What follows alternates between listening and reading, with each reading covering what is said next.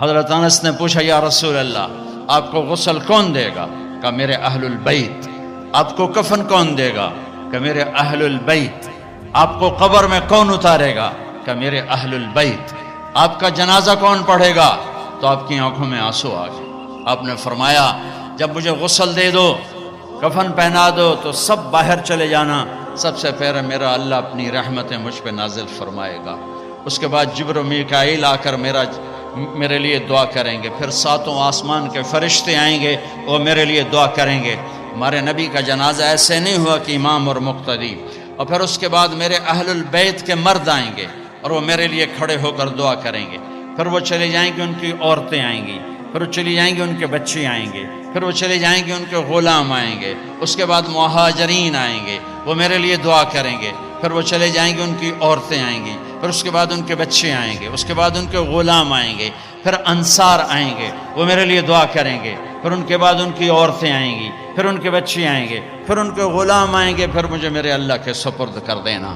تو آپ کی چارپائی مبارک کے ساتھ لوگ قطار بنا کے کھڑے ہو جاتے تھے اور ہر ایک انفرادی طور پر آپ کے لیے دعا کرتا۔ لہٰذا یہ پیر کا دن، منگل کا دن سارا گزر گیا، اب بدھ کی رات کو آپ اللہ کے سپرد کیے گئے۔ تو جب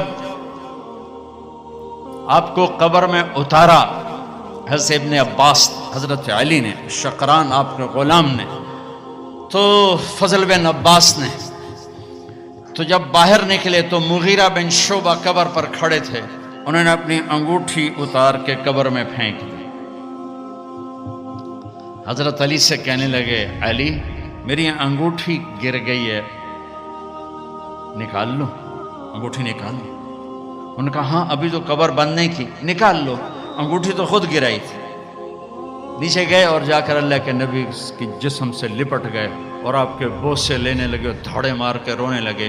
وہ انگوٹھی بہانہ بنایا تھا، آپ سے لپٹ کے چومنا چاہتے تھے، رونا چاہتے تھے، آپ کے ماتھے کا بوسہ لیا، آپ کو لپٹ کے روئے۔ پھر لوگوں نے اوپر سے کہا نکلو نکلو نکلو، تو آخری بندہ جن کا بدن میرے نبی کے پاک بدن سے جا کر لگا وہ مغیرہ بن شعبہ ہیں۔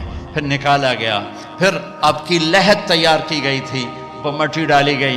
جب باہر نکلے تو حضرت انس فرماتے ہیں جناب بی بی فاطمہ رضی اللہ تعالیٰ عنہ کھڑی تھیں کہ اطابت نفوسکم ان واریتم علی رسول اللہ التراب، کس جگر سے تم نے دو جہان کے رسول کو مٹی میں چھپایا، کس جگر کے ساتھ تم نے ان کے اوپر مٹی ڈالی۔